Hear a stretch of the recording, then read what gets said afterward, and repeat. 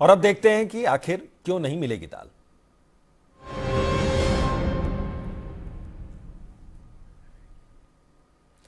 दाल की नई फसल आने के बावजूद दाल के दामों में बढ़ोतरी का सिलसिला जारी है। आखिर इसकी वजह क्या है, यह जानने के लिए न्यूज वर्ल्ड इंडिया की टीम जा पहुंची वाराणसी के विशेश्वरगंज मंडी में।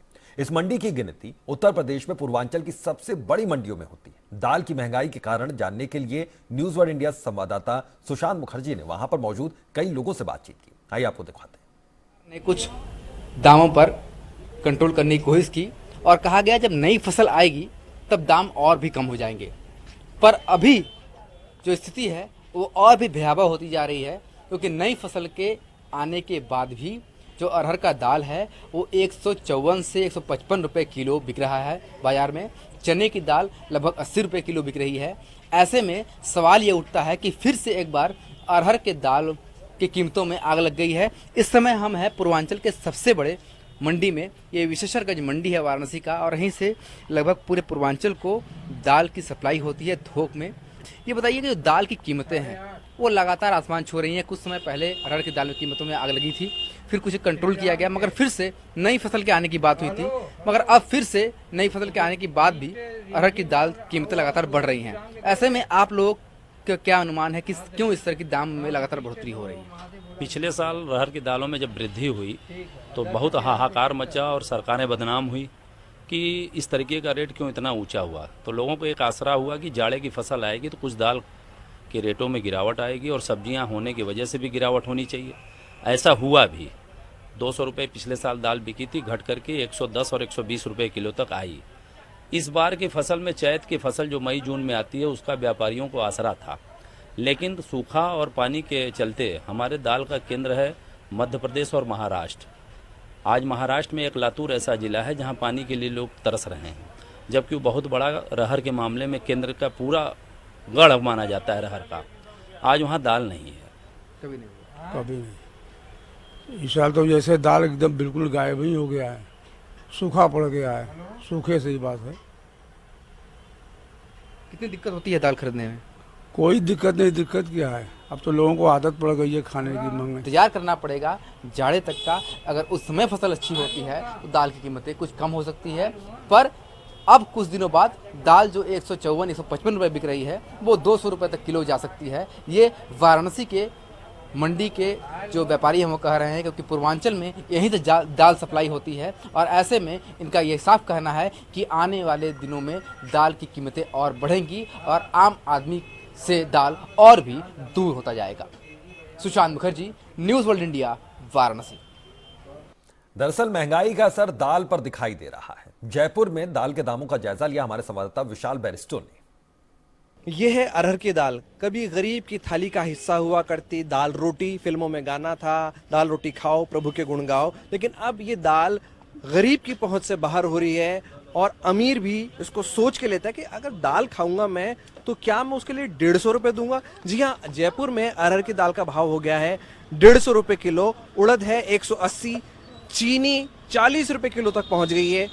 सरकार ने वादा किया कि जब नई फसल आएगी तो चीज़ों के दामों में कमी आएगी, लेकिन ऐसा नहीं हुआ। तो क्या वजह, इस पर बातचीत करने के लिए हमारे साथ हैं जयपुर खुदरा व्यापार संघ के महामंत्री पुष्कर जी।